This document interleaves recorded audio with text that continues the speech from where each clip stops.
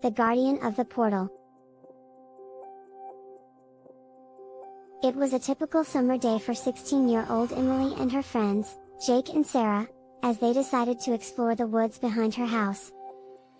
The sun was shining and the birds were singing, the perfect backdrop for their adventure. As they walked deeper into the woods, they heard a strange noise. It sounded like a faint humming, growing louder as they approached. Suddenly, they stumbled upon a clearing, and there in the center of it, was a glowing meteoroid. It was unlike anything they had ever seen before. The surface was smooth and a deep shade of purple, with small glittering flecks that seemed to dance in the sunlight. Emily couldn't believe her eyes. She had always loved space, and the idea of finding a meteoroid in the woods was too good to be true. She reached out to touch it, but as her fingers brushed against the surface, a jolt of electricity shot through her body. She pulled back quickly, but the sensation was not unpleasant. "What the hell is that thing?" Jake exclaimed, as he stared at the meteoroid in awe. "I have no idea, but it's amazing," Emily replied, her excitement clear in her voice. "We should probably call NASA or something," Sarah suggested, a hint of nervousness in her voice. But Emily was already too entranced by the meteoroid to pay attention to Sarah's words. She reached out to touch it again, this time with more confidence. As her fingers brushed against the surface, the symbols etched into it began to glow and the humming grew louder. Emily felt a strange pull towards the meteoroid, as if it was calling to her. "We need to get out of here," Sarah said, her voice trembling. "This is not normal." But Emily couldn't bring herself to leave. She couldn't shake the feeling that this meteoroid was meant for her to find. "We should stay and investigate," Emily said, determined to uncover the secrets of this mysterious object. Her friends were hesitant, but they couldn't deny the pull they felt towards the meteoroid. They spent the next few hours examining it and discussing what it could be. As the sun began to set, they reluctantly decided to head back home. But before they left, Emily made a promise to herself and her friends to return the next day and uncover the secrets of this mysterious object. The next day, they returned to the woods with tools to collect samples and document their findings. As they began to study the meteoroid, they noticed that it had changed. The purple surface had turned black and the glittering flecks had become larger and brighter. They were now able to see that they were not flecks at all, but small symbols etched into the surface of the meteoroid. "These symbols are like nothing I've ever seen before," Jake said, as he examined the symbols with a magnifying glass. "I know, it's like they're alive or something," Sarah added, a hint of fear in her voice. They were unable to decipher the symbols, but they knew that they were important.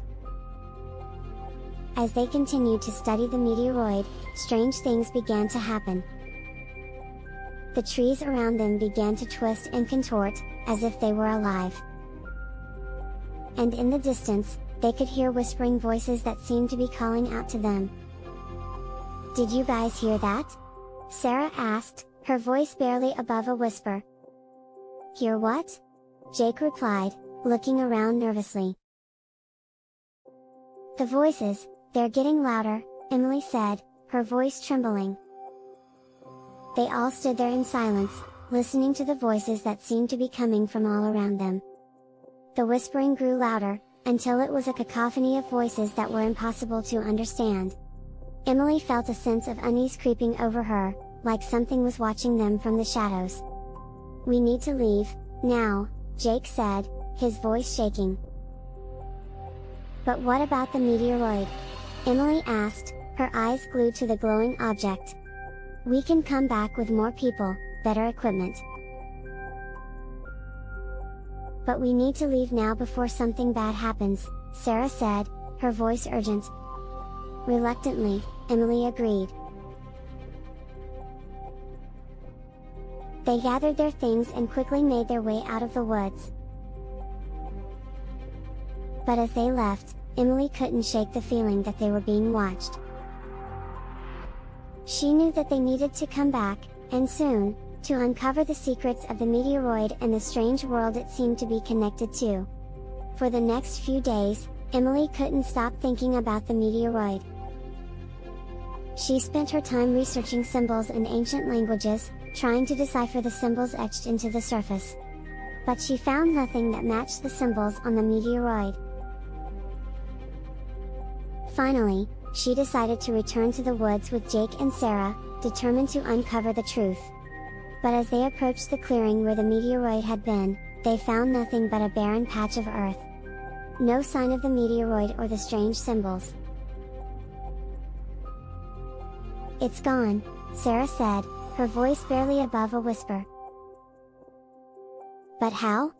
We didn't take it, and there's no way someone else could have found it and moved it," Jake said, confusion etched on his face. Emily felt a chill run down her spine. It was as if the meteoroid had never been there at all. But she knew it had been real. She had felt its pull and the jolt of electricity when she touched it. As they made their way back home, Emily couldn't shake the feeling that something was still watching them. And she knew that the adventure they had stumbled upon was far from over. They returned to the woods many times after that, but they never found any trace of the meteoroid.